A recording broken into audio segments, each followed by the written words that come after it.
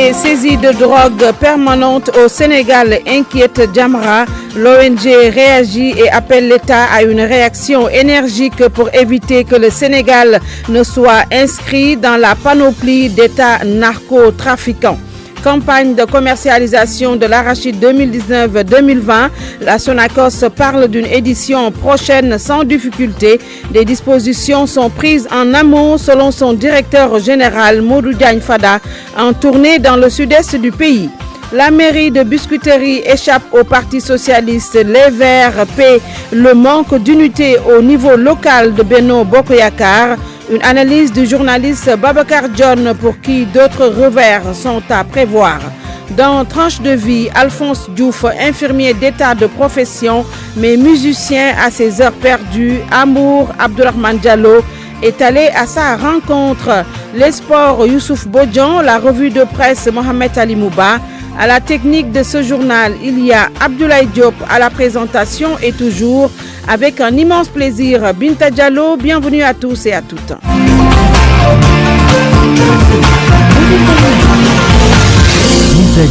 La presse endeuillée par la disparition d'un des leurs ce matin, Papo Mané, correspondant du groupe Walfadjri à Ziguinchor, a été emporté par une maladie. Le journaliste Léopold Tamba, un de ses amis proches, témoigne le cœur meurtri avec El Hadj Ndaté Diop. De l'homme, je retiens quelqu'un de bon abord. Tout d'abord, c'est un type très joyeux, très ouvert, très amical également. Donc, il avait une facilité dans les relations humaines, ce qui faisait de lui qu'il était bien apprécié dans la région de Ziguinchor. Il était apprécié presque par les autorités, tout le monde presque. Quelqu'un de très profond, surtout dans ses analyses.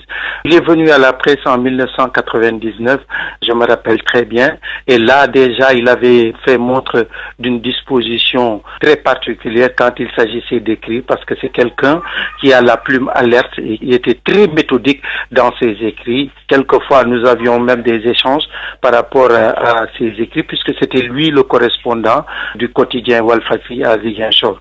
Donc, au-delà de ça, c'est quelqu'un également qui aimait asséner ses vérités à tout va, parce qu'il avait ses profondes convictions et qu'il défendait avec beaucoup d'aisance. Donc, ce qui faisait que Papo Mané avait pris une telle envergure au niveau de la région de Ziguinchor, mais c'est quelqu'un de très abordable et puis, comme je l'ai dit, très ouvert au vent du monde. RFM, l'info, c'est ici. L'info, c'est ici. Les saisies de drogue qui se succèdent au Sénégal inquiètent l'ONG Jamra. Pour Mame Mactar Gueye, les autorités doivent prendre le problème à bras-le-corps pour éviter que le Sénégal soit catalogué État narcotrafiquant. Le vice-président de l'ONG Jamra, joint par Barthélémy Ngom, se veut formel. Le Sénégal, dit-il, est devenu une plaque tournante de la drogue. Voici Mame Mactar Gueye. Depuis quelque temps, les autorités disaient que non, le Sénégal n'est pas une plaque tournante, c'est trop exagéré de le dire. Mais les saisies récentes prouvent tout à fait le contraire. Pas plus tard qu'il y a 3 mois, cette cargaison de véhicules flambant neufs qui étaient bourrés de cocaïne pour une valeur de plus de 50 milliards. Ça, c'est pas du transit. Et qui dit transit dit plaque tournante. Alors, deuxième chose qui mérite d'être éclaircie. Il est bien évident que le trafic de drogue n'est plus un délit, mais c'est un crime depuis que la loi 2007-31 du 30 novembre 2007 a été votée. Cette loi, elle est très claire. Il y a eu une augmentation des sanctions pénales, mais on s'aperçoit à la pratique que c'est plutôt l'inverse qui est en train de se produire. C'est-à-dire on s'acharne sur les petits fumeurs de Yamba qui ont été arrêtés au coin des rues pour leur infliger des peines inimaginables, 5 ans, 7 ans. Pendant ce temps, les gros trafiquants, cela coule douce. La preuve, quand il y a eu ces arrestations concernant le gros trafic dont on vient de parler tout à l'heure, il y a eu des Sénégalais qui ont été arrêtés, mais également des Européens. Et qu'est-ce qui se passe? En moins de quelques heures, les Européens ont bénéficié de liberté provisoire, pendant que les nationaux sont toujours sous les verrous. Ça également, ça doit être éclairci. Troisième chose qui n'est toujours pas claire, après la récupération de ce qui a été saisi, il y a eu quelques dizaines de kilos de cocaïne qui avaient miraculeusement disparu. Que sont devenues ces plaquettes de cocaïne? Il faut éclairer l'opinion. Je viens de lire un bilan ce matin chez un de vos confrères. En 4 mois, il y a eu plus de 2 tonnes et demi de drogue dure qui ont été saisies pour une valeur de plus de 1000 milliards, c'est-à-dire le tiers du budget du Sénégal. Le Sénégal court le risque d'être catalogué de narco-État. C'est ce que nous craignons pour le Sénégal. Si le Sénégal ne fait pas l'effort de prendre lui-même ce problème en charge, malheureusement, ce qui risque de se passer, c'est ce qui s'est passé en Guinée-Bissau. Mairie de Biscuiterie, le Parti socialiste paie le manque d'unité au niveau local de Benno Bokk Yakaar. C'est l'analyse du journaliste Babacar Dione pour notre confrère. Cette situation risque encore de se produire dans d'autres localités puisque, estime le politologue, cela procède de la recomposition au niveau de l'échiquier politique. Babacar Dione est avec Pape Besdiba. En gagnant un peu donc la mairie de Biscuiterie aujourd'hui, Khalifa Sall revient à la charge. Je crois que l'affaire avait intérêt. Benno Bokk Yakaar, je dirais. Il n'y a pas que l'affaire. Benno Bokk Yakaar, c'est également l'AFP et d'autres partis politiques. Il devrait donc être autour du Parti socialiste pour que donc ce parti puisse continuer donc à gérer cette localité. Mais aujourd'hui, quand Doudou Issa Niasse est en parti et que mais je crois que ce qui est arrivé également à l'affaire est arrivé au PDS. Si le PDS s'était soudé également avec tous ses représentants en tant que conseiller, le PDS pourrait également gagner cette localité. Mais on le sent, il y a une recomposition qui est en train de s'effectuer par rapport à des localités. L'autre chose, est-ce qu'un mot d'ordre également de l'affaire pourrait obliger ses conseillers à voter pour quelqu'un d'autre? Parce que vous le savez mieux que moi, il y a des coalitions au niveau local qui ne répondent à aucune exigence donc des alliances en tout cas de chefs de parti. Il peut y avoir, c'est vrai, certes des accointances entre Macky Sall, Aminata Mbengue Ndiaye et autres, mais je crois qu'au niveau local ça change parce que les conseillers également votent par rapport à leur intérêt et par rapport également à leur proximité de localité. D'ailleurs, certains leaders l'ont compris en donnant des mots d'ordre par rapport aux accointances, en tout cas aux intérêts des uns et des autres. C'est pour cela que vous voyez souvent, même je reprends la liste de Taxawu Dakar, Khalifa Sall a été élu par rapport à d'autres soutiens de l'AFP. Soham Wardini, je donne souvent son exemple, quand il soutenait Khalifa Sall, il était à l'AFP. Donc Cheikh Gueye était à la LDNPT, donc c'était des gens de la majorité qui ont quitté cette majorité pour soutenir un autre candidat, peut-être qui était dans un autre camp. Je crois que, mais maintenant, ce que je peux dire, c'est que l'AFP et tous les partis de Benno Bokk Yakaar devaient se battre pour maintenir cette localité. Je rappelle que la mairie de Biscuiterie a procédé cette semaine au remplacement de son édile Doudou Issa Niasse décédé. C'est Djibril Wade du PDS qui a été élu maire. Il était en compétition avec le premier adjoint au maire Ndiaga Dieng du Parti socialiste. La gestion du maire de Ndofane décriée par un des conseillers municipaux, le président du mouvement Alliance pour le développement de Ndofane, a fait face à la presse 2 jours après la tenue du conseil municipal auquel il a refusé de participer. Cheikh Thiaw, c'est son nom, au micro de Ibrahima Djami. Ndofane est confronté à toutes sortes de problèmes. D'abord, des problèmes de route. Durant l'hivernage, tout le monde constate que toutes les rues et ruelles de Ndofane sont impraticables.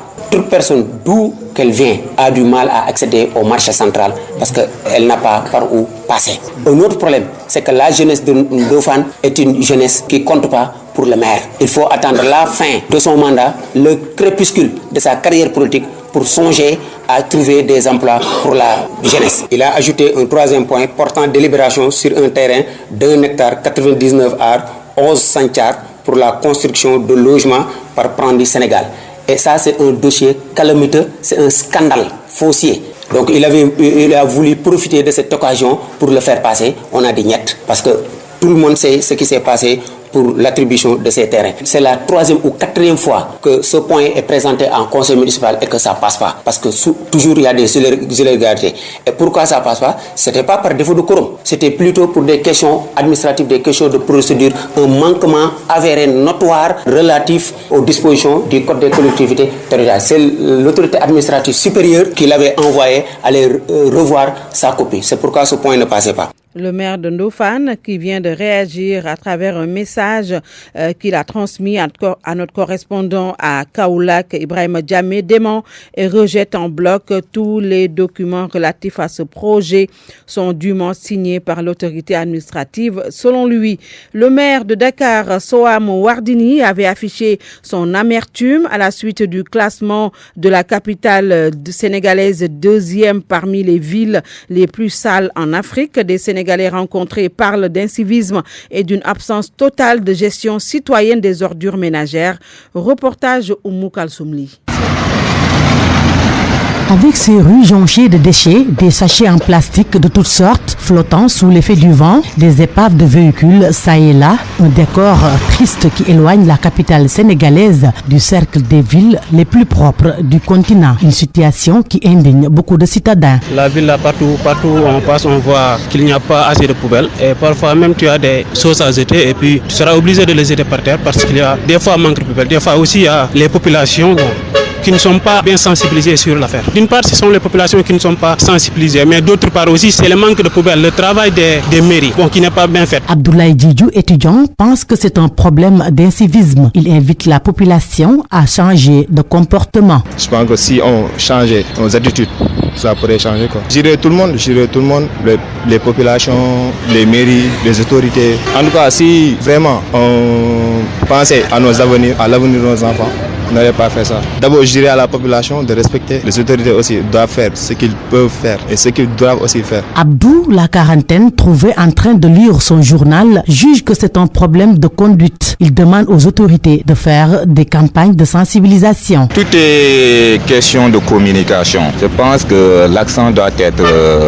mis sur ça. Parce que la population, certes, il y a ce manque de civisme qui est là, qui est visible, qui est patent. Bon, je pense que c'est à l'État et aux jeunes de communiquer davantage pour sensibiliser la population, quoi. Ce classement qui place Dakar parmi les villes les plus sales est en quelque sorte une interpellation à l'endroit des populations, particulièrement les autorités qui doivent s'investir pour permettre à la capitale de retrouver son lustre d'antan. Il le faut, le temps est déjà venu. À Ziguinchor, lutter contre le chômage et l'immigration clandestine, une trentaine de jeunes formés sur les métiers porteurs qui génèrent des ressources. Le programme Réussir au Sénégal, qui a déroulé cette activité, veut promouvoir le soutien à l'employabilité. Le Conseil régional de la jeunesse de Ziguinchor s'en félicite. Lamine Ba. Ziguinchor est une région qui peine à relever les défis de l'accès à l'emploi des jeunes du fait de l'absence d'unité industrielle capable d'absorber la forte demande en emploi. Conséquence, elle devient l'une des zones de fort départ des jeunes vers l'immigration irrégulière. GIZ, le programme Réussir au Sénégal, apporte sa contribution au combat contre l'oisiveté des jeunes en formant une trentaine de jeunes au métier d'aviculture. Maha Limbo, chef d'antenne GIZ Casamance, programme Réussir au Sénégal. Les forts départs à la migration irrégulière sont liés un peu à l'absence de perspective. Parce que les jeunes, pour la majorité des jeunes qui partent à l'étranger, ce qu'ils vont chercher là-bas, c'est des possibilités de gagner leur vie. Donc le programme Réussir au Sénégal leur montre la possibilité, et au-delà de leur montrer par des mesures de sensibilisation, développe des activités qui leur permettent d'avoir un travail et de pouvoir vivre et réussir dignement dans leur terroir. Donc c'est un peu dans une logique de contribution à l'accès à l'emploi, mais également dans une démarche de prévention contre la migration irrégulière. Le Conseil régional de la jeunesse de Ziguinchor, qui a fait le tri des bénéficiaires de cette formation, se félicite de l'initiative. Son président, Mamadou Talibé Diallo, parle d'un acquis qui va sensiblement lutter contre le sous-emploi endémique dans la région. Il y a un vrai problème d'emploi dans la région de Ziguinchor, mais cela, ça se voit à travers les rues. Ça vient juste booster un tout petit peu et cela permet aujourd'hui de 30 jeunes d'avoir au moins un métier qui leur permettrait de pouvoir au moins jouer leur partition dans le monde de l'emploi. À la fin de cette formation, le programme va sélectionner les projets les plus dynamiques qui bénéficieront d'un plan d'accompagnement complémentaire pour leur permettre d'installer leur unité de production avicole. Lamine Ba, Ziguinchor, Radio Futur Média. Contre le sous-emploi des jeunes de Sédhiou, le Conseil régional de la jeunesse lance un autre appel à l'endroit des collectivités territoriales. Il faut un soutien dans la réalisation de leurs projets. Le président du CRJ de Sédhiou, Dafé Bayo, au micro de Max Euclide Kamfani. C'est l'occasion de lancer encore une fois cet appel. On l'a tout le temps dit que nous sommes transférés, donc la jeunesse est une compétence transférée. Que ces élus-là doivent nous assister. Tout ce que nous faisons, ces élus-là doivent nous aider à réaliser ce que nous voulons faire. Donc nous lançons un appel à ces élus-là par rapport aux jeunes qui sont venus de leur localité, que vraiment que ces jeunes soient assistés. Et en dehors donc des élus, nous lançons un appel à ces projets et programmes de l'État qui aujourd'hui sont en train de mettre un peu partout des étangs dans c'est-à-dire des conditions favorables à l'aquaculture. Mais souvent, ces conditions favorables à l'aquaculture, il y a des projets et programmes qui tardent à réaliser certaines fermes dans la région. Je prends l'exemple de la ferme de Djaroumé, je prends l'exemple de la ferme de Djanao. Donc, ces fermes-là, jusqu'à présent, nous avons un problème de fonctionnalité, n'est-ce pas, de ces fermes-là. Alors qu'il y a des jeunes qui sont là, qui sont engagés, qui veulent travailler dans ces fermes-là, mais qui aujourd'hui ne peuvent pas travailler parce que les conditions n'y sont pas. Donc ça, c'est un appel que nous lançons à l'endroit, n'est-ce pas, de ces programmes ou bien de ces projets, n'est-ce pas, qui ont en charge la réhabilitation ou bien la mise en place de ces fermes ou de ces étangs ou de ces cages pour permettre à ces jeunes-là qui ont la volonté de pouvoir travailler. RFM, la radio de toute l'actualité. Et vous suivez le journal de midi sur la radio de toute l'actualité. La Sonacos prépare la campagne de commercialisation de l'arachide pour l'édition 2019-2020. La société pense qu'il y aura moins de problèmes. Des mesures ont été prises en amont pour le bon déroulement de la campagne. Le directeur général de Sonacos a effectué hier à Kolda une tournée. Abdoulaye Diallo. La prochaine campagne de commercialisation pourrait se dérouler dans de bonnes conditions si l'on se fie aux déclarations de Modou Diagne Fada, directeur général de la Sonacos, en tournée au Fouladou. L'État, à travers ses démembrements, le ministère de l'Agriculture, le ministère de l'Économie, du Plan et de la Coopération et la direction générale de la Sonacos et le ministère des Finances et du Budget, très tôt, ces structures instruites par le chef de l'État, le président Macky Sall, ont pris les devants. Nous avons été en Arabie Saoudite et nous avons réussi à décrocher le financement global de la campagne arachidière auprès de nos partenaires de l'AITFC, qui est une filiale de la Banque islamique de développement. Et nous avons aussi réussi à rendre disponibles les financements à temps. Les financements même risquent de devancer la récolte dans certaines... Il a également annoncé la réouverture de la succursale de la Sonacos à Kolda par le biais de la mise en place prochaine du CRI, à savoir le centre de réception intermédiaire qui servirait à la Sonacos d'un lieu de stockage de toutes les arachides produites à Kolda. Le tonnage collecté au niveau de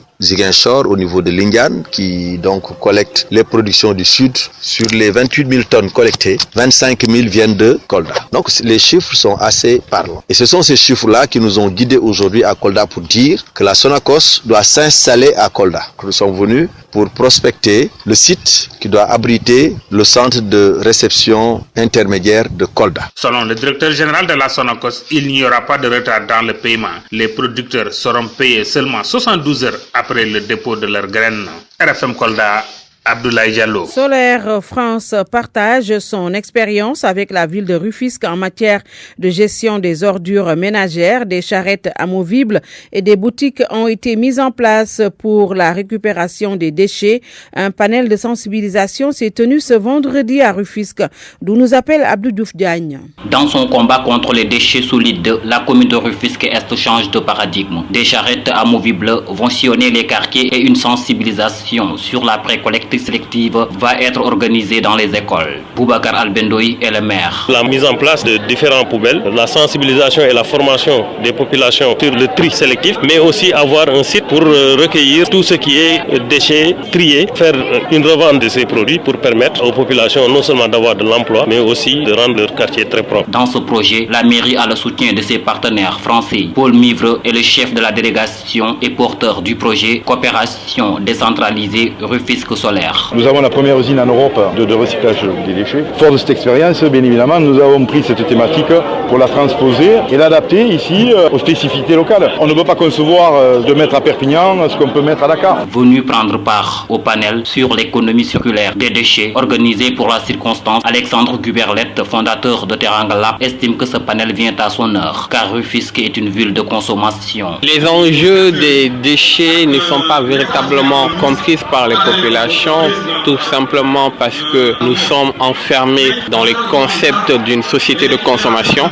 On consomme beaucoup, on ne pense pas à la finalité des déchets que cela produit, d'où l'importance de ce genre d'atelier pour diffuser un message fort. Après la commune de Rufisque-Est, les autres communes de la vieille ville vont expérimenter ce projet. RFM Rufisque, Abdou Diouf Diagne. RFM Sport. Bonjour Youssouf Bodian. Bonjour Binta. Nous démarrons par du rugby. L'Afrique du Sud champion du monde. 3e titre mondial pour les Springboks qui ont battu ce matin en finale l'Angleterre par 32-12. L'Afrique du Sud a été donc champion du monde de rugby en 1995 à domicile et en 2007 c'était face à cette équipe d'Angleterre. Le sacre donc au Japon est particulier. Pour la première fois, un capitaine noir des Springboks a soulevé le trophée mondial. Il s'agit de Kolissi Sia, 28 ans, 49 sélections.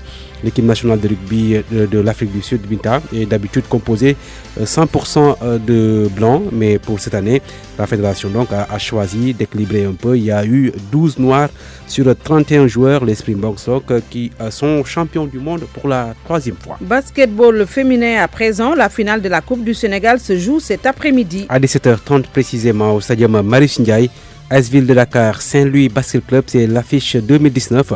Les Saint-Louisiennes vont tenter de remporter ce trophée qui devrait donc leur permettre de sauver leur saison. En face, l'AS Ville de Dakar, championne du Sénégal pour la première fois cette saison, va donc essayer de marquer un doublé. Coupe championnat, la finale est prévue à 17h30 à suivre sur la RFM. Demain dimanche, la finale masculine de la Coupe du Sénégal va opposer l'AS Douane, championne du Sénégal, au Duc.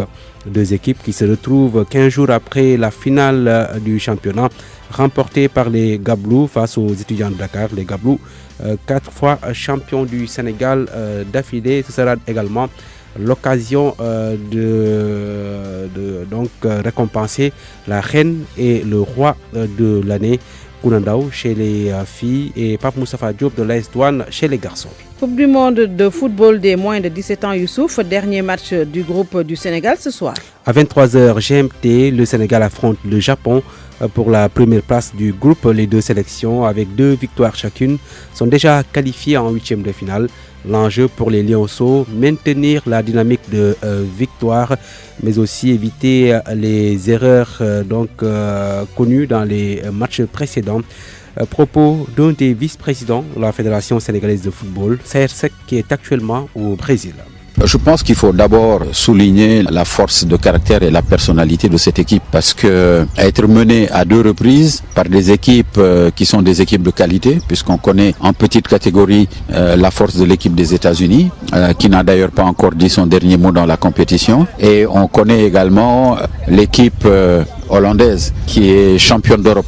Et à partir de ce moment, être mené et revenir et gagner par 4 buts à 1 et 3 buts à 1 n'est pas donné à tout le monde. Et donc je pense qu'il faut déjà féliciter le travail qui est fait. Ceci dit, à chaque fois on a pris des buts sur un petit manque de concentration, sur la gestion de petits détails. Vous avez entendu le coach en parler de la concentration, parler de l'entame de nos matchs où on est un peu timide et où on respecte peut-être un peu trop l'adversaire. Et donc il faut que le Sénégal, de la même manière qu'elle met son empreinte sur les matchs à partir de la 25e, 30e minute, qu'elle puisse effectivement commencer avec ces éléments. Le premier objectif du Sénégal est atteint, c'est celui de se qualifier pour les 8e de finale. Ceci dit, même si le 3e match est un match qui ne compte pas vraiment, puisque nous sommes déjà qualifiés, nous concentrer de manière à garder notre dynamique victorieuse. Sénégal-Japon pour la première place du groupe. Les deux sélections ont joué déjà en 2019, c'était lors d'un tournoi amical au Japon et le Sénégal avait battu cette équipe nippone. L'autre match du groupe du Sénégal va opposer toujours à 23h GMT les États-Unis aux Pays-Bas. Les deux sélections ont perdu leurs 2 premiers matchs. Hier, le Nigeria a également perdu face à l'Australie 1-2. L'Angola battu par le Brésil 0-2. Mais les deux sélections africaines sont déjà qualifiées en 8e de finale de la Coupe du Monde U17. Binta. Beach Soccer Copa Lagos 2019, deuxième match du Sénégal cet après-midi. Les Lions de la plage affrontent l'équipe hôte, le Nigeria, qui a battu hier l'Angleterre. Le Sénégal, quant à lui, a dominé d'entrée le Brésil, champion du monde en titre, 5-4. Mais l'équipe doit rester concentrée pour rester donc sur cette dynamique. Des propos de son sélectionneur qui s'appelle Ngala Sila, il est avec Sodetiam. on remercie le bon Dieu de nous avoir donné cette belle victoire contre le Brésil. Donc le Brésil aussi n'a pas démérité. Le Brésil reste toujours le Brésil. Maintenant, le Sénégal a fait aujourd'hui une bonne entame. On félicite les joueurs, on les encourage. Vous savez, le Bichot va très vite, donc on n'aura pas le temps de savourer cette victoire. Maintenant, ce qui est le plus important, c'est de récupérer très vite et maintenant se concentrer sur le match du Sénégal contre le Nigeria. Reste toujours des matchs de grande envergure. Même si on a l'habitude de gagner le Nigeria, cette fois-ci, ce ne sera pas du tout facile parce que le Nigeria, on ne l'a jamais battu au niveau de Copa Lagos. Maintenant, c'est à nous d'avoir un défi de mieux pour gagner cette belle équipe aussi du Nigeria qu'on a vu jouer. Il a gagné 7-3. Donc maintenant, c'est à nous de faire un grand match et oublier le match contre le Brésil. Ngala Sylla, sélectionneur de l'équipe du Sénégal de beach soccer qui affronte le Nigeria à 18h45. Le Brésil et l'Angleterre de sélection battue d'entrée s'affrontent à 17h. Le match du Sénégal, c'est à 18h45. Et un tour en Europe pour terminer. L'Angleterre d'abord, où la 11e journée de Première Ligue va démarrer dans 5 minutes. Bournemouth qui accueille Manchester United 7e au classement. Ensuite, à 15h, Aston Villa reçoit Liverpool de Sadio Mané. 10 victoires et un match nul en 9 victoires plutôt et un match nul en 10 journées. Sheffield United joue contre Burnley et puis les autres matchs, Manchester City 2e qui joue également à 15h contre Southampton. Arsenal reçoit Wolverhampton à 15h et puis à 17h30 Watford de Ismaïla Sarr qui joue contre Chelsea. En Espagne, la 12e journée a démarré entre Espanyol Barcelone et Valence 0-0. On joue depuis 22 minutes. À 15h, Levante qui reçoit l'FC Barcelone. À 17h30, FC Séville, Atlético Madrid et puis à 20h, Real Madrid, Betis Sevilla. En Allemagne également, le Bayern Munich qui est 2e reçoit Francfort, match prévu à 14h30. Dortmund qui est 5e joue également à 14h30 face à Wolfsburg. Le leader, le Borussia Mönchengladbach, se déplace au Bayer Leverkusen à 14h30 également. En Italie, le choc AS Roma Naples, c'est l'une des affiches phares de la journée. Match prévu à 14h. Et puis la Juventus qui est leader se déplace sur la pelouse du Torino à 19h45. Nous terminons avec la France où donc c'est la suite de la 12e journée. Marseille-Lille à 16h30. Metz qui joue Montpellier à 19h. Lyon se déplace à Toulouse à la même heure. Rennes de Mbaye-Niang joue à Nîmes à 19h également, entre autres matchs. Notez hier la défaite du Paris Saint-Germain à Dijon, 2-1. Paris Saint-Germain donc qui enregistre sa 3e défaite de la saison. On note que Idrissa Gana Gueye était de retour dans le 11 de départ du Paris Saint-Germain. Merci beaucoup Youssouf. RFM 94.0, la radio en puissance. Dans Tranche de vie, Alphonse Diouf, infirmier d'état de profession, mais musicien à ses heures perdues à Hambourg, Abdurrahman Diallo est allé à sa rencontre. Je m'appelle Alphonse Mariwagan Diouf. Il est infirmier d'État à l'hôpital des Sœurs de Gandigal, en même temps artiste-compositeur. Quand on parle de santé, il faut d'abord du temps, il faut de la volonté et de l'abnégation, ce qui veut dire qu'on n'a pas le droit de se précipiter par rapport à beaucoup de choses, parce qu'on agit directement sur des patients et non pas sur des objets. Donc ça demande une certaine réflexion, un certain nombre de bagages quand même, qui ne nous permettent pas d'être ici et d'être là-bas en même temps. Mais comme je l'ai dit tantôt, c'est une passion, la musique, c'est une passion pour moi. Donc ce qui veut dire que j'essaie de rallier les deux, c'est-à-dire la santé et la musique. Et c'est extrêmement difficile, mais je parviens quand même à joindre les deux bouts. Parfois, je me pose même des questions, comment je fais pour faire les deux en même temps. Mais bon, je me dis que qui veut peut. Saint-Augustin l'a dit, qui veut peu. Et puis c'est ça mon credo en fait. Âgé de 35 ans, Papisco, de son nom d'artiste, ne va pas tarder à sortir son premier album. J'ai fait un album de 11 titres que j'ai fait récemment au Mali, normalement qui devrait sortir, donc c'est fin prêt, ça devrait sortir, mais je laisse ça à la tâche de mon manager qui va décider de la date de sortie de l'album, mais quand même c'est déjà effectif. De son mètre 80, Alphonse pense que son métier d'infirmier lui permet aussi d'avoir une inspiration pour ses chansons. Ici je rencontre pas mal de gens, chacun vient avec son humeur, chacun vient avec son comportement à lui, et puis parfois je peux dire que même ça me donne beaucoup d'expérience, ça me donne des thèmes où je peux écrire beaucoup de textes et même pourquoi pas faire des choses qui vont dans le domaine de la santé en même temps, parce que ça rentre toujours dans le domaine de la santé. sensibilisation. Papisco ou Alphonse a un style musical classé dans les rangs de l'afrobeat. Écoute bien, ça c'est l'adage Papisco. Tournons, ne tournons pas, mieux vaut tourner. Car si la tourne, tout le monde va tourner. Le beat est malade quoi. RFM, la presse du jour. Présent dans plus de 150 pays, RIA est un leader mondial dans le transfert d'argent. Avec RIA, envoyer et recevoir de l'argent devient plus simple encore grâce à une large présence à travers le monde. Faites vos envois à des tarifs compétitifs au Sénégal, en Afrique et vers l'international chez l'ensemble des agences de nos banques partenaires. RIA, votre meilleur choix pour le transfert d'argent. RIA vous offre votre revue de presse. Se présente Mohamed Ali Mouba. Bonjour. Cette saisie record de munitions de guerre à Pire. L'observateur qui donne l'information parle de 3900 balles destinées à des armes lourdes. Selon les premiers éléments de l'enquête, l'armement devait aller à des groupes armés basés en Mauritanie. Le confrère remarque que cette importante prise d'arsenal de guerre a été réalisée par des éléments de la brigade territoriale de Tivaouane, un militaire sénégalais dans le coup activement recherché, ses présumés complices déférés au parquet. En attendant d'élucider cette affaire, le confrère s'interroge: pourquoi le militaire activement recherché a-t-il fui? A-t-il volé des munitions de l'armée sénégalaise? A-t-il opéré seul ou en complicité avec d'autres militaires du rang? Le journal L'Observateur veut des réponses.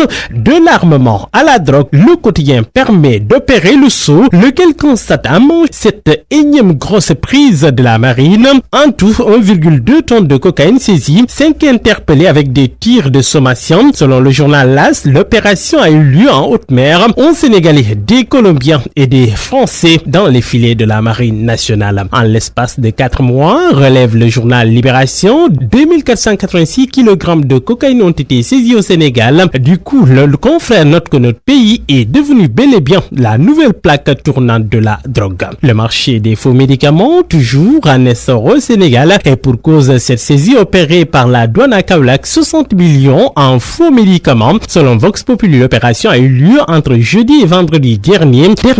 Deux véhicules de type 504 berlines bourrés de médicaments immobilisés. Ces médicaments sont composés de flacons de paracétamol en sirop et en comprimé ou encore d'aphrodisiaques. Les délinquants ont été appréhendés dans le rayon Cœur Aïp Sagap et Sagap Fugui. Alkali Cissé porté en terre hier à Djidda. La dépouille ne viendra finalement plus, mais source A pavoise quand même ce matin. Lui qui parle de dénouement heureux éloge fleur au pied du consul du Sénégal en Arabie Saoudite. Depuis près d'un mois, note le journal, les autorités judiciaires saoudiennes persistent. La dépouille de notre compatriote condamné pour une affaire d'escroquerie aux milliards n'allait jamais être inhumée, encore moins rapatriée au Sénégal tant que la somme de 2 milliards de francs CFA qui lui est réclamée n'aura pas été payée. Grâce donc à la diligence des diplomates sénégalais, le juge saoudien lâche prise et autorise l'inhumation. Macky Sall va-t-il lâcher le 3e mandat? À lire ce matin à l'Untine d'Africadium Center.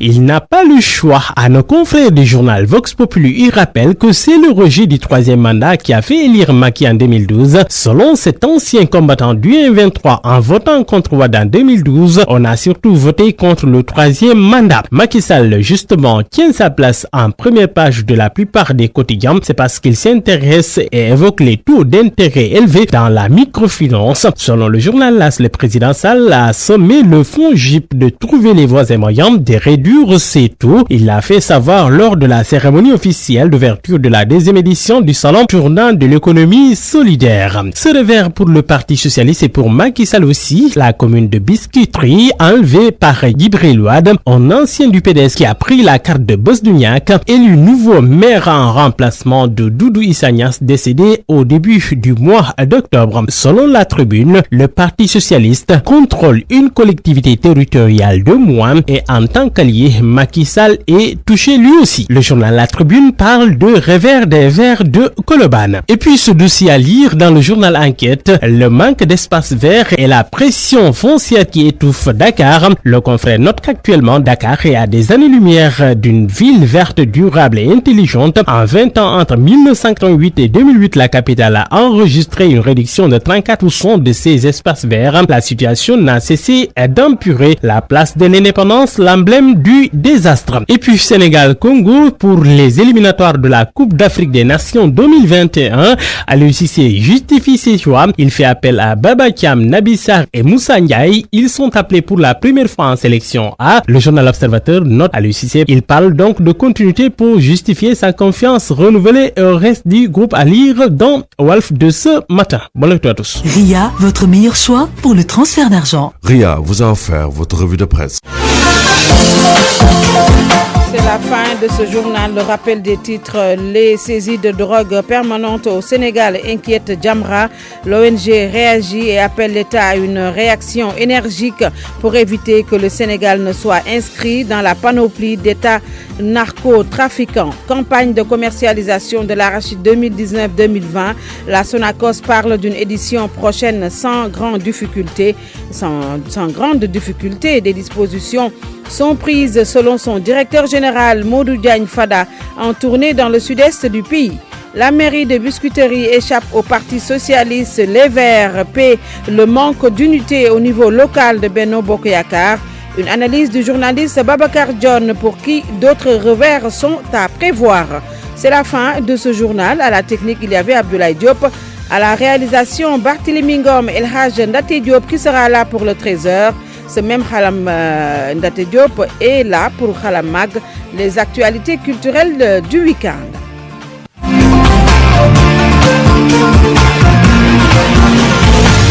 Bonjour et bienvenue. Salon national des arts visuels du Sénégal, 10e édition. Les organisateurs ont rencontré la presse, occasion pour dévoiler le programme et lancer encore un plaidoyer pour une meilleure prise en charge de la culture. Adjima Djigen Ndiaye. 62 millions de francs CFA, c'est la somme débloquée par l'État pour une bonne organisation de la 10e édition du Salon national des arts visuels du Sénégal. Demba Faye, directeur de cabinet du ministre de la Culture et de la Communication. Les dispositions ont été prises pour la bonne réussite du salon. Sur le plan organisationnel, tout a été fait. Sur le plan de la communication, tout a été fait. Sur le plan de la mobilisation des artistes, aussi, tout a été fait. En tout cas, rien n'a été laissé en rade. Ce salon va aussi être une occasion pour les artistes du Sénégal d'échanger avec le président de la République sur les nombreux problèmes qui touchent le secteur culturel. Madigue Niang Moro, directrice de la Galerie nationale d'art. On a le PSE. Le PSE, c'est un document pour le développement de ce pays. Avant d'être artistes, nous sommes tous des citoyens. Et aujourd'hui, on s'est rendu compte que le développement de ce pays n'est pas seulement l'affaire de l'État, mais les artistes ont pensé qu'ils ont un rôle à jouer et s'ils ne sont pas la solution, ils font partie de la solution. Des expositions, des panels, des animations culturelles seront au menu de la 10e édition du Salon national des arts visuels qui se tiendra du 5 au 20 novembre à Dakar. Un autre événement qui se prépare, le Dakar Music Festival. C'est du 7 au 17 novembre prochain. Ce festival de musique électronique et musique internationale s'ouvre aussi aux questions environnementales. Gaston Madera est le producteur exécutif du festival. Dakar Music Festival, qui est un festival où la musique électronique rencontre les musiques africaines. Et je pense que cette rencontre, elle est primordiale dans la mesure où la jeunesse sénégalaise est très intéressée par ce qui se passe à travers le monde et que le monde entier est très intéressé aussi par la culture sénégalaise. Et nous voulons mettre ce festival sur la map monde mondiale, que dans le monde entier, qu'on puisse parler de Dakar Music Festival comme étant un festival où il fait bon de venir parce que le mois de novembre, il fait bon à Dakar, que le Sénégal est un pays accueillant, que la population sénégalaise, elle est accueillante, que la musique sénégalaise est une excellente musique et que c'est une destination culturelle que le monde entier devrait pouvoir découvrir. Le festival se tiendra sur différents sites à Dakar et au Lac Rose. Je suis la petite fille de Feu Ndiouga Dieng suffit pour une présentation sur la scène musicale. Ndoumbe Ndiaye est née à Saint-Louis mais elle vit à Bargny avec son groupe. Avec sa belle voix, elle fait petit à petit son chemin. Abdou Diouf Diagne l'a rencontré à Bargny. Mangi woy sama baay boy Alassane ak Sini Cheikh ñër ka dekk Maliki maamam. Sa voix est connue des Rufisquois et son talent de chanteuse hérité de sa famille ne souffre d'aucun doute. Elle, c'est Ndoumbe Ndiaye. Cette native de Saint-Louis a abandonné ses études très tôt pour se lancer dans la musique. Une petite fille de Ndjougadien ne peut pas échapper au virus de la musique. Très jeune, j'ai commencé à chanter. C'est pourquoi d'ailleurs que j'ai arrêté mes études. Je chante le goumbé, la lutte. Aujourd'hui, je regrette le fait que j'ai arrêté mes études. Le lead vocal du groupe Clair de Lune a composé plusieurs morceaux. Celui dédié à son père est son préféré. Mon père a joué un rôle important dans mon éducation. Il m'a inculqué des valeurs et un jour il est tombé aveugle. Cela m'a beaucoup marqué. C'est pourquoi j'ai composé une chanson à son honneur. Le vœu le plus cher de cette habitante du quartier Médinatoul Mounawara de Bargny est de conquérir le territoire national. Les chanteurs que vous entendez souvent ne sont pas plus méritants que moi. Moi et mon groupe, notre combat est de tout faire pour avoir une reconnaissance nationale. Je ne peux pas comprendre pourquoi depuis des années nous restons sur place. En attendant, Ndoumbe Ndiaye continue à faire le tour des boîtes de nuit et cérémonies culturelles pour monnayer son talent artistique. Musique, éducation et développement, l'artiste-compositeur Youssou N'Dour décide d'accompagner le programme mondial pour l'éducation dans les pays en voie de développement. La signature de partenariat entre le roi du Mbalar et la directrice générale du programme mondial pour l'éducation a eu lieu hier. Du théâtre à présent avec les difficiles conditions de vie et de travail des artistes comédiens du Waalo. Le manque de formation et de soutien de la part des autorités locales plombe le secteur. Pour autant, le groupe Doomu Waalo tente tant bien que mal de sortir la tête de l'eau. Mamadou Diagne. Jadis, constamment sur les planches sénégalaises, les comédiens du Waalo sont aujourd'hui relégués au second plan. Une chose qui s'explique selon Maguette Fall, comédien et directeur artistique, par un manque de volonté des autorités et de formation des artistes. Actuellement, le théâtre est tout à fait en arrière au niveau de Richard Toll. Les autorités n'ont pas mis leur main dedans. Le problème des infrastructures se pose actuellement et surtout le problème des formations. Nous n'avons pas de formation ni avec le théâtre, avec la musique, la danse, la culture. Des problèmes que comptent résoudre ces passionnés de l'art vont unir leurs forces pour obtenir des espaces et la formation pour propulser leur art au devant de la scène locale. On va se décarcasser pour qu'on puisse avoir des salles de formation, des salles de spectacle pour au moins se développer la culture au niveau de Richard Toll. Ils comptent même mettre en place une série dénommée Yayou Bayam dans les jours à venir. Merci Mamadou Diagne. Place maintenant à notre invité. Ce samedi, nous accueillons un homme de lettres, un homme de culture, président de l'association des écrivains du Sénégal. Je vous nomme Alioune Badara Bey. Monsieur Bey, bonjour. Bonjour, Elhadji Ndaté. Vous vous apprêtez à célébrer la 27e édition de la Journée internationale de l'écrivain africain. Une célébration sous un triptyque littérature, citoyenneté et environnement. Absolument. Vous savez, la journée de l'écrivain a une histoire. Elle a vu le jour, il y a de cela près de 30 ans, sous l'auspice de l'OUA, l'Organisation de l'Unité africaine. Donc, il avait estimé qu'il fallait choisir un jour pour se pencher sur la vie, les œuvres de l'écrivain africain, qui a une certaine particularité, évoluer dans un continent assez difficile pour la création, assez difficile pour la liberté de presse, mais aussi assez difficile pour nous, la politique. Donc ce qui fait que l'OUA avait choisi le 7 novembre pour en faire la journée de l'écrivain africain. Et donc après la disparition de l'OUA, avec la naissance de l'Union africaine, cela a été poursuivi dans les mêmes conditions. Au début, cela s'organisait uniquement à Accra, parce que c'est le siège de la panafricaine des écrivains, mais après quelques années, la PAWA a estimé qu'il fallait décentraliser, il fallait choisir une association dynamique qui peut prendre en charge une partie. Au bout de quelques années, ils se sont rendus compte que l'association des écrivains avait un dynamisme exceptionnel, parce que ce qui se passe actuellement en Afrique sur le plan de l'organisation des écrivains ne se passe qu'au Sénégal. Et donc depuis pratiquement une dizaine d'années, ils transfèrent pratiquement toutes les organisations ici. Donc ils organisent toujours une symbolique, mais les écrivains se rendent à Dakar pour plusieurs raisons. D'abord parce qu'il faut qu'il choisisse un pays où il est déterminé qu'il y a une liberté de presse, une liberté d'écrire, une liberté de création littéraire, et ça, il s'y ajoute quand même la notoriété de nos écrivains. Donc pendant ces jours, Dakar, le Sénégal, va être le carrefour des écrivains africains. Absolument, la capitale même de l'écoute. Parce que c'est nous qui avons innové cela. Avant, il n'y avait pas de pays invité d'honneur. Et nous avons estimé que certains pays qui ont eu à se sacrifier, parce qu'il y a des écrivains qui ont perdu la vie pour la liberté d'écrire dans certains pays.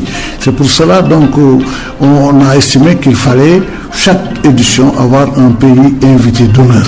Et cette année, je rappelle que c'est la Gambie qui est le pays invité d'honneur. Cette année, bien sûr, c'est la Gambie. Pour plusieurs raisons. D'abord, vous connaissez la proximité qu'il y a entre le Sénégal et la Gambie. Ces deux pays, c'est un même peuple, c'est une même culture, c'est la même histoire pratiquement. Il y a quelques années, on parlait de Maba Diakhou en disant l'Almami du Rip, mais eux, ils disent l'Almami du Badibou. Ça va donc jusqu'en Gambie. Et ce n'est pas par hasard que son fils, Saher Matiba, est enterré en Gambie. Il s'y trouve que la Gambie a fourni un effort considérable pour la liberté.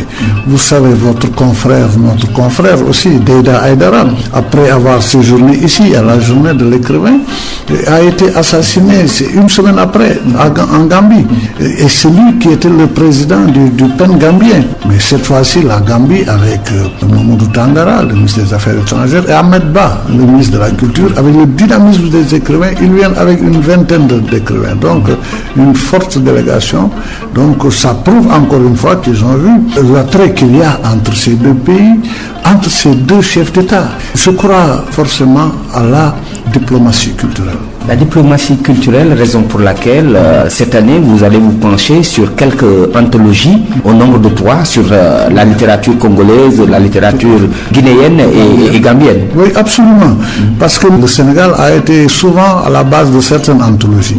En 90 déjà, nous avons édité la première anthologie universelle de poésie anti-apartheid. C'était déjà en 90. Nous avons fait une sorte d'anthologie aussi sur la francophonie. La première avait été préfacée par Abdou Diouf, l'ancien secrétaire général, et la dernière a été préfacée par le président Macky Sall. Donc c'est vous dire que souvent on a cette volonté, parce que Dakar est un carrefour et les gens croient à la littérature sénégalaise, croient surtout ce qu'ils trouvent à Dakar, cette liberté de dire ce qu'ils pensent. Et c'est pour cela que ces anthologies ont un aspect extrêmement important, parce que nous avons, bon, tout le monde ne peut pas être dans une anthologie, mais comme ils nous présentent 20-25 poètes gambiens, bon, nous avons dit, nous allons nous coller à ça. Nous avons fait la même chose pour la Guinée. Je crois que la Guinée a été parmi les premiers à avoir présenté une anthologie. Mais les hasards de l'édition ont fait que ça a toujours traîné, etc. Mais cette fois-ci, vraiment, la Guinée, avec quelques écrivains guinéens de toutes les générations, à partir de la génération même qui a été victime au temps des Sékou Touré, les Camara 41 et tout ça, les Gotozoumou, qui étaient décédés souvent, qui ont fait la prison, que certains sont décédés, et d'autres, et la nouvelle génération. Donc ces 3 anthologies présentées dans des jours différents. Par exemple, pour l'anthologie congolaise, elle sera présentée à l'occasion de la journée donc du parrain. Le parrain, c'est Henri Diambo. Henri Diambo, pourquoi Henri Diambo? Parce que pour le parrainage, nous avons toujours parfois choisi un parrain local. L'année dernière, c'était Mariam Ndoye, la romancière sénégalaise, une grande dame de notre directrice du livre. Voilà, et qui est actuellement administratrice générale du musée Léopold Sédar Senghor. On a eu à avoir comme parrain de grands noms, Cheikh Hamidou Kanou, bon, Djibril Tabsir Niane, Aimé Césaire, etc., Léopold Sédar, Aminata Sow Fall, la grande diva sénégalaise, dont on ne peut pas parler de littérature sans parler d'elle. Elle a tellement marqué les lettres africaines. Son dernier livre, L'Empire du mensonge, un grand chef-d'œuvre. Un chef-d'œuvre. Et je dis encore une fois, si ce n'est pas une affaire de statut économique, Aminata devrait être prix Nobel. Cette année, Henri Diombo. Henri Diombo est l'un des écrivains les plus prolixes du Congo. Vous savez, le Congo est une terre de germination, une terre de floraison poétique, où on a les Tikaya Koutamsi, les Soni, et tout ça, Sylvain Bemba, les Tembe Ambili. Donc on a de grands noms.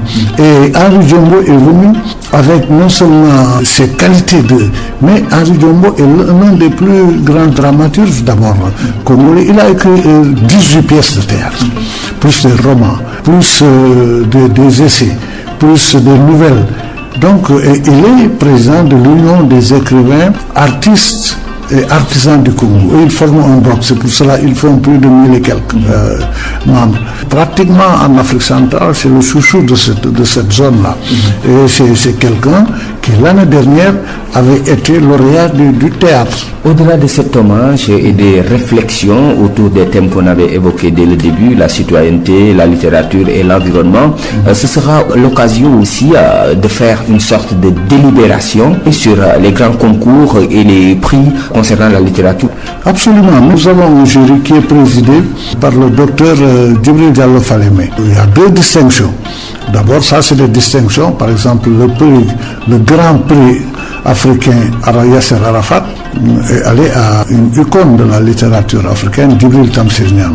Et l'autre grande distinction, c'est le Birago d'or à Moundou Tangara. C'est toujours quelqu'un qui s'est distingué, d'abord pour plusieurs raisons. Tangara de la Gambie. De la Gambie, qui est un écrivain qui fréquente l'association depuis près de 20 ans. Et il était membre du PEN Gambie avec des feux d'Aïdara. Actuellement, il est ministre des Affaires. C'est un brillant écrivain. Il vient de recevoir d'ailleurs une grande distinction au niveau des Nations Unies. Maintenant, il y aura le prix de la poésie, le prix David Diop de la poésie, le prix du roman, donc le prix de la nouvelle. Et les Sénégalais se sont distingués? Oui, il y a quand même 2 Sénégalais. On attend pour les dévoiler. Donc il y a sur les 6 prix, je crois qu'il y a 2 Sénégalais. On sait que la littérature, l'écrit a souvent des problèmes au niveau du Sénégal. Est-ce que l'accompagnement de l'État suit? Est-ce que l'appui de l'État est toujours senti par les hommes de lettres? Tout à fait. De Senghor en passant par Abdou Diouf, Maître Abdoulaye Wade jusqu'à Macky, aucun écrivain n'a été emprisonné, exilé ou exécuté à cause de ses écrits. Maintenant, il y a eu vraiment aussi au niveau du Fondet, par exemple, le président Macky Sall, il n'y a pas longtemps, a fait un geste extraordinaire pour l'édition. L'édition, les livres sortent maintenant parce que le Fondet, non seulement il est constant, le Fondet n'a pas été utilisé pour autre chose. Donc le Fondet a été utilisé pour la promotion du livre et de l'écrivain. Le Fondet qui est actuellement à 600 millions. À 600 millions, le président a promis de le porter à 1 milliard. C'est un grand geste. Une demande pressante des hommes de lettres qui veulent que ce soit à 1 milliard. À 1 milliard. Et le président avait déjà donné son accord et il va le faire. Aline Badreve, la RFM vous remercie.